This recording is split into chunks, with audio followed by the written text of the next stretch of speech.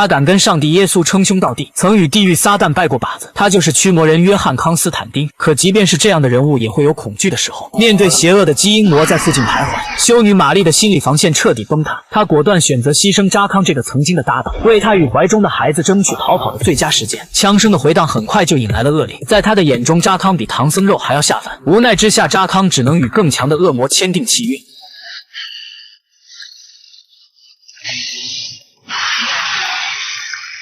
恶灵嗅到他孕育着更强大的魔气，马上逃离了这里。不过扎康这时按下葫芦浮起了瓢，他体内更强的魔气又该怎么办呢？如今大局已定，天使曼尼才缓慢现身。然而他并不是来帮忙的，反倒是来指责扎康的，指责他不能既受上帝的恩泽，又去求恶魔的庇护。说白了，就是在这种情况下，你选择以恶制恶，明显没把上帝放在眼里啊！但扎康又何尝愿意得到这个结果？患难见真情，如今唯有查理担心他的安危。其实他并没有怨恨玛丽的意思，他叙述了刚才发生的惊悚过程，特意强调如果自己的身体被恶魔占据，务必让查理不要手软，果断杀了他。之后他还不忘给查理吃颗定心丸，称恶魔没那么快发动攻势，我们有足够的时间驱逐他。话音刚落，扎康就感受到打脸的滋味。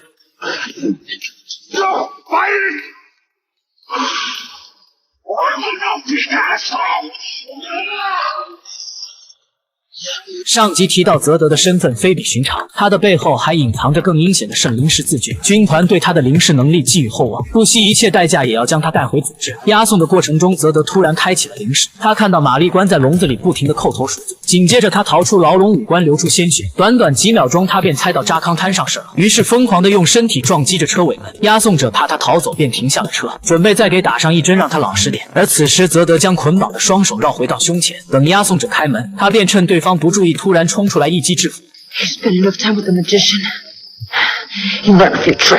逃离危险，他跟查理取得了联系，决定去墨西哥帮忙，恰好可以躲避十字军追踪的魔爪。暴走的扎康在陌生的环境中醒来，周围尽是残肢断臂，横尸遍野。还没等他想明白，警察就将他带走了。进入墨西哥监狱，他见到了英国领事，对方顾左右而言，他根本就没打算救他出去。知道官方靠不住，他便去找了狱中的百达通胡里奥，拿出从领事那里顺来的钱包，要求对方带他去狱中的教堂。谁成想之前被扎康杀死的人是黑帮分子，他们买通了胡里奥，特意引扎康入瓮，却不知他们已经走向通往地狱的夜路。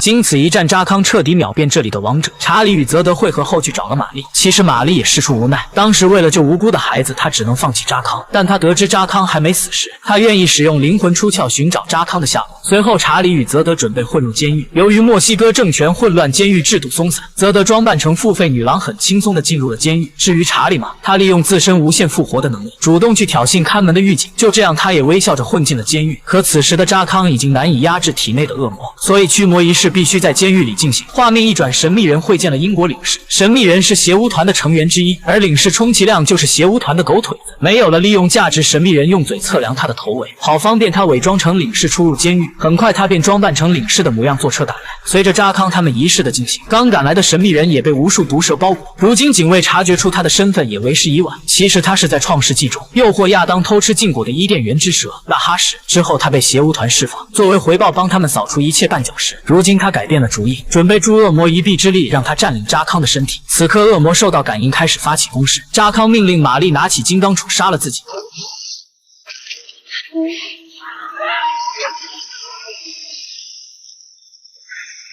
唯一的金刚杵已经用过，没办法，驱魔仪式只能回到基地进行。虽然当地治安混乱，但要想离开这里也不是件容易的事。情急中，玛丽牺牲色相，幻化出自己的另一个躯体，迷惑看守。你还别说，她算是把男人的弱点给琢磨透。劲爆的画面成功吸引了看守的注意，趁此机会，几人赶紧推着扎康上车。等发现被骗，他们早已经开车跑了。回到基地，恶魔就快要破体而出，他要求由玛丽来执行驱魔仪式。临开始前，玛丽叮嘱泽德和查理，一会不管扎康说什么，你们都不要信他。仪式正式开始，玛丽狂念驱魔咒语，恶魔产生排斥，拼命的反抗，而两者之间的对抗让扎康痛苦不堪。此时扎康突然恢复理智的呼唤玛丽，称这样对恶魔并没有用，他想到了更好的办法控制恶魔，让玛丽赶快解开他的绳子。